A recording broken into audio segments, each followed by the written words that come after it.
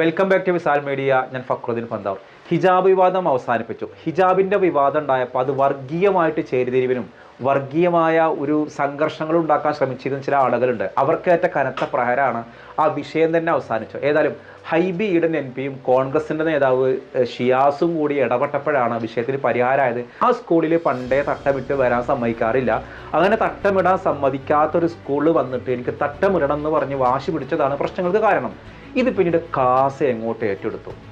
കാസ ഏറ്റെടുത്തപ്പോൾ കാസ ഇത് പരമാവധി മുസ്ലിം പ്രശ്നമാക്കി മാറ്റാൻ വേണ്ടി സ്കൂളുകാരെ പറഞ്ഞിതാക്കിയിട്ട് 2 ദിവസം സ്കൂൾ അടച്ചിട്ടു.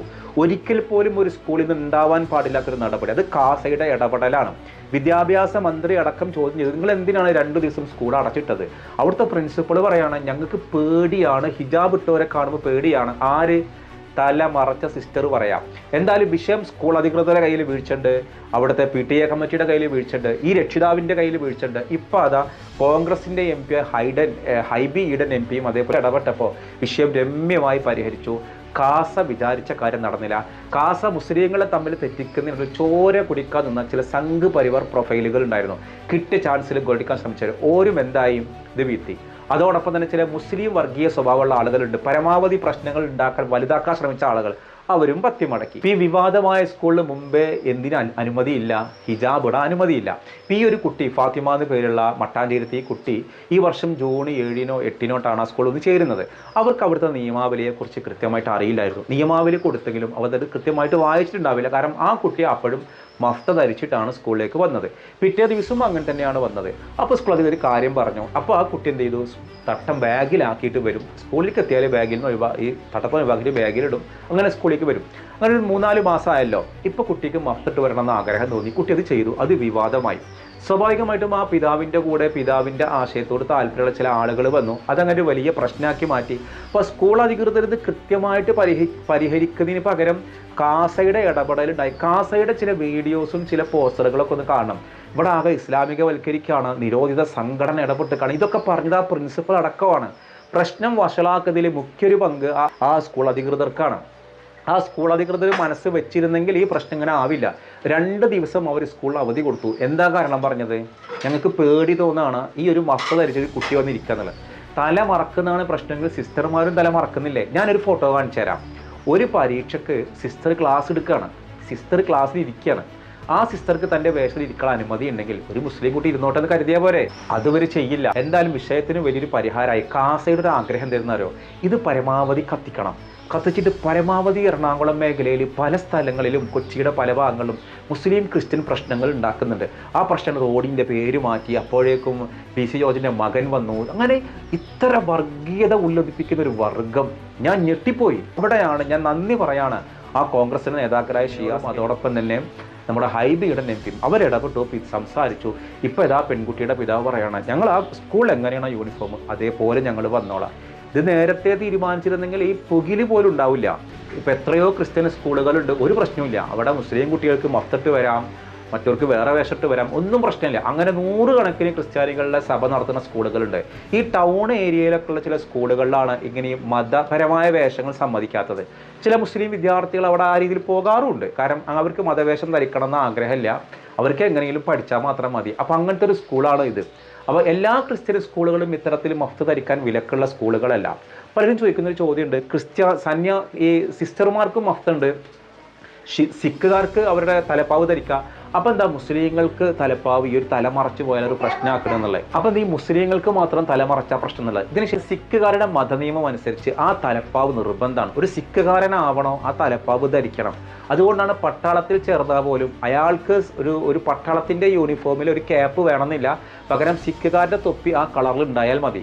അവർക്ക് വാഹനത്തിൽ ഹെൽമറ്റിന് പകരം ആ സിഖുകാരൻ്റെ തൊപ്പി മതി. ചില സംസ്ഥാനങ്ങളിലൊക്കെ ഇളവുകളുണ്ട്. അതെന്തുകൊണ്ടാണെന്ന് വെച്ചാൽ ഒരു സിഖുകാരനാവണം എന്നുണ്ടെങ്കിൽ ഈ തലപ്പാവ് മസ്റ്റാണ്. ഇനി ഇവർ സിസ്റ്റർമാരാണെന്നുണ്ടെങ്കിൽ ഈ സഭാവിശ്വാസ പ്രകാരം ഒരു സിസ്റ്റർ ആയാൽ തല മറച്ചിരിക്കൽ നിർബന്ധമാണ്.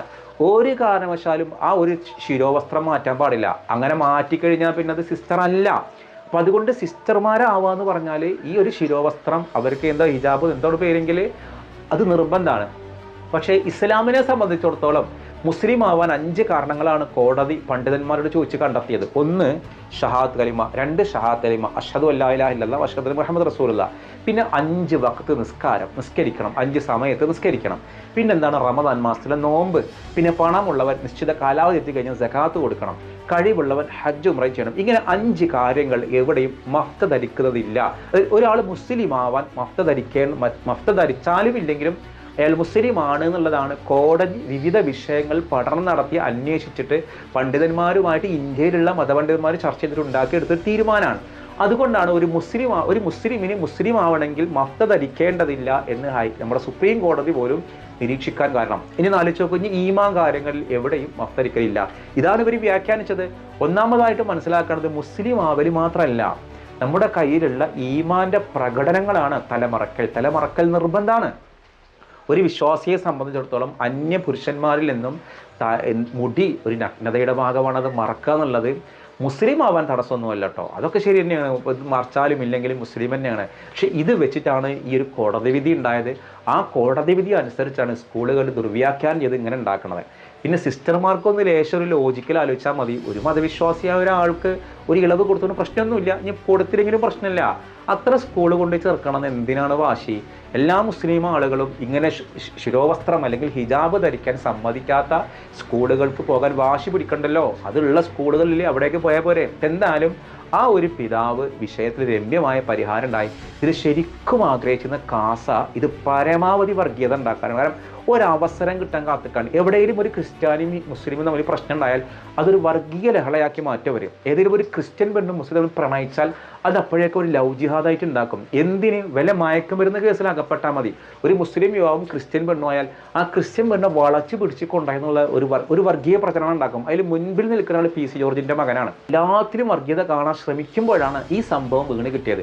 ഇത് വഷളാക്കിയത് 1 ആ പിതാവ് അമിതമായിട്ട് ആവേശത്തോടെ പ്രതികരിച്ചു. 2 ആ PTA കമ്മിറ്റിയും സ്കൂൾ അധികൃതരും ആ വിഷയം കൈകാര്യം പൂർണ്ണമായിട്ടും തെറ്റാണ്.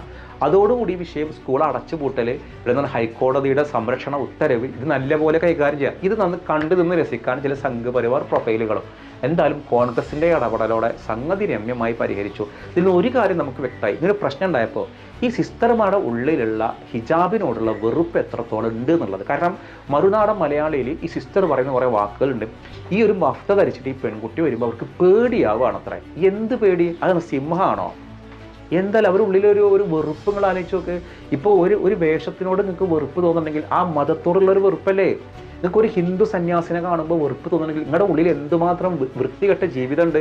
ഒരു മുസ്ലിം വേഷം കണ്ട് നിങ്ങൾക്ക് വെറുപ്പ് തോന്നുന്നുണ്ടെങ്കിൽ നിങ്ങളുടെ ഉള്ളിൽ എന്തുമാത്രം വൃത്തിയില്ലാത്ത മുസ്ലിം വിദ്വേഷങ്ങളുണ്ട്.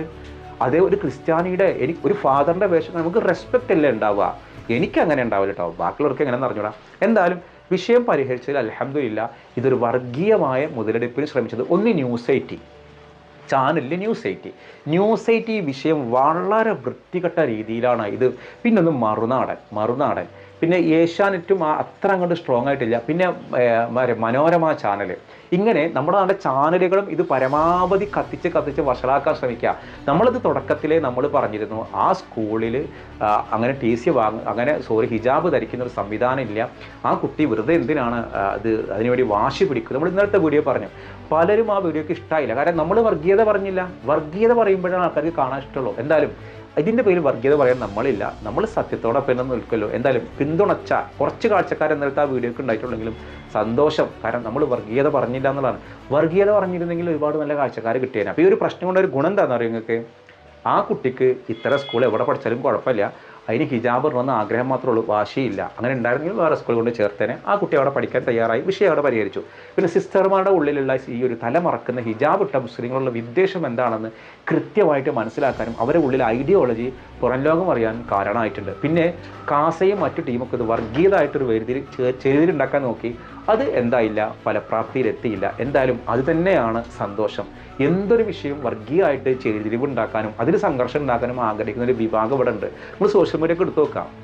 ഒരു ഷെയ്ഖന ചാനൽ പിന്നെ എന്തൊക്കെയാണ് വൃത്തികെട്ട രീതിയിലാണ് മുസ്ലിം വിരോധവും വിദ്വേഷവും പ്രചരിപ്പിക്കുക. എന്തായാലും കേരളത്തെ അള്ളാഹു കാത്തു രക്ഷിച്ചു. അപ്പോൾ ഈ വിഷയമായിട്ട് ബന്ധപ്പെട്ട് നിങ്ങളുടെ അഭിപ്രായങ്ങൾ നിങ്ങളൊന്ന് കമൻറ്റ് ചെയ്യണേ. മറ്റൊരു ദിവസം മറ്റൊരു വീഡിയോയുമായി വീണ്ടും കാണാം.